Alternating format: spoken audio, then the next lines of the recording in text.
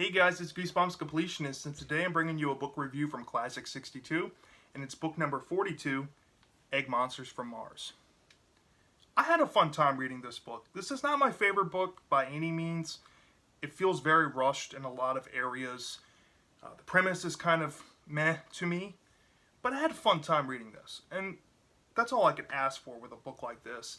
A lot of good humor, a lot of great scenes. I actually really enjoyed the villain. I just wish that the book was paced better and laid out better, maybe with more pages to elaborate on, especially the ending. But for the most part, I had a blast reading this. So let's get into the plot overview without giving too much away.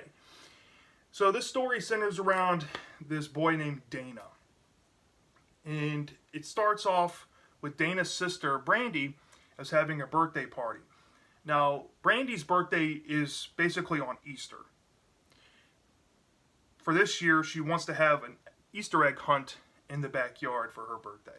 She thinks that would be a great idea. Now, Dana's parents prepped the eggs raw, but didn't like hard boil them or anything, and spread them around their backyard, as well as their neighbor's backyard, which happens to be Dana's best friend. And Dana's happy because normally Dana doesn't have any friends over at Brandy's birthday parties, but since his best friend's going to be there, he thinks that's going to be a saving grace for having to attend his sister's birthday party. So this Easter egg hunt takes place with these real raw eggs. Now, when I was a kid, when we did Easter egg hunts, they were plastic eggs. So using raw eggs you buy at the grocery store seems kind of weird to me. But that's what they went with in the story, so, you got to go off what's written. But these kids at the birthday party notice that these eggs are raw, and they start throwing them around the yard, splattering them everywhere, and Dana is trying to avoid getting splattered by an egg. And while doing this, he stumbles across this really big egg. And it's not your average egg. This egg is green, and it has veins, and it's really warm, and it's pulsating when he's holding it in his hand. And Dana is just mesmerized by this egg. He has to get it inside immediately before these kids destroy it. He takes it inside. He takes it up to his room to where he knows he can leave it somewhere safe and soft. So he puts them with his underwear and socks in the top of his dresser drawer, and he closes it. And he goes back downstairs to his parents screaming at Brandy for having her friends splatter eggs on the neighbor's house and their house, and that they're complaining that they're going to have to paint the house over again and yada yada. And this was pretty satisfying to read because Brandy is the type of character that you see throughout Goosebumps. She's the bratty sister archetype. I like to put her in the same caliber as Tara the Terrible from Cuckoo Clock of Doom. She's nowhere near that bad, but she's kind of up there. She's kind of a brat, and seeing her get punished was satisfying. I'm just going to say that. So they have to go to their grandparents' house to celebrate Brandy's birthday, and he has to leave the egg at his house because his grandparents make a tradition on Easter to see the family for Brandy's birthday and Easter, I guess. And while he's at his grandparents' house, he can't help but think what could be the origin of the egg. He thinks about maybe it's a tortoise egg or a turtle egg or some exotic bird. He has no idea. All he knows is that he wants to examine it himself because he's an avid science enthusiast. He's one of those quirky kids that he's kind of on the neurotic end, like Mark from How I Got My Shrunken Head, but he's a more tame version. He's just like, instead of with jungle memorabilia and collecting and whatnot, he's very neurotic with science and like biology type of stuff. But Dana, he gets home, he's ecstatic, he wants to check out the egg, and when he opens up his drawer, the egg is like extremely hot and it keeps moving around. Now, Dana realizes that he has to show this egg to somebody. He doesn't know what it is, he needs somebody's opinion on it. So he shows his sister the egg, and she goes, "Wow, that's a really creepy egg. You should probably do something with it. It's probably like a turtle egg or something." So Dana, says, "Okay, that's a good idea." You know, maybe I'll just hold on to it, do some tests on it, do some experiments on it, wait for it to hatch. He has all these plans for it. And when he wakes up the next day, he opens up his drawer to check on the egg. And the egg starts hatching.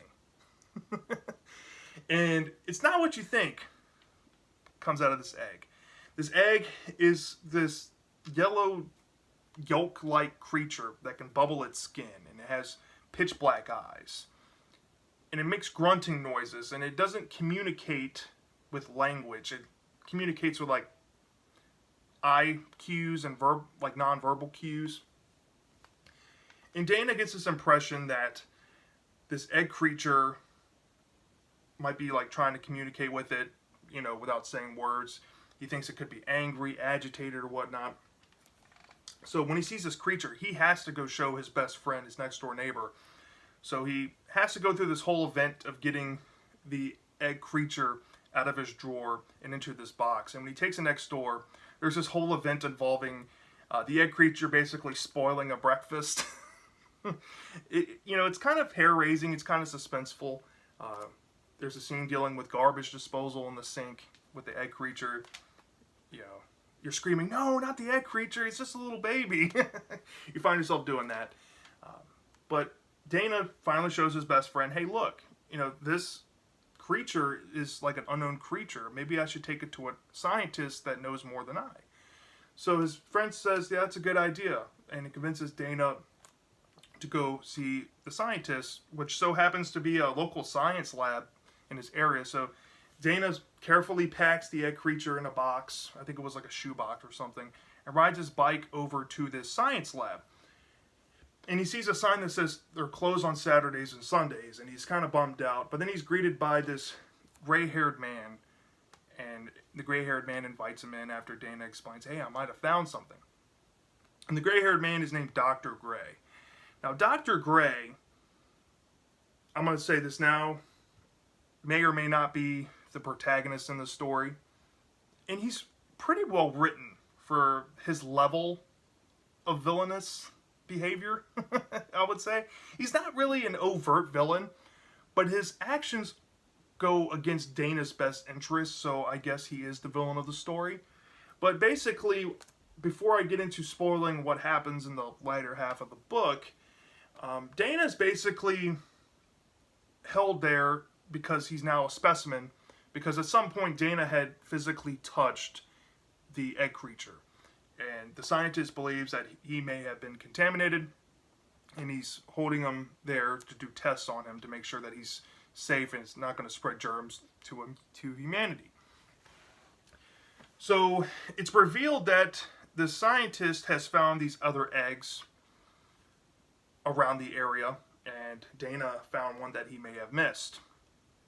Now, these creatures, there's multiple of them now, these egg creatures, are believed to be from Mars, from a asteroid collision to the planet, and basically goes into detail like 2 years prior, there's an asteroid collision, and they think that these eggs fell from the sky from a product from that.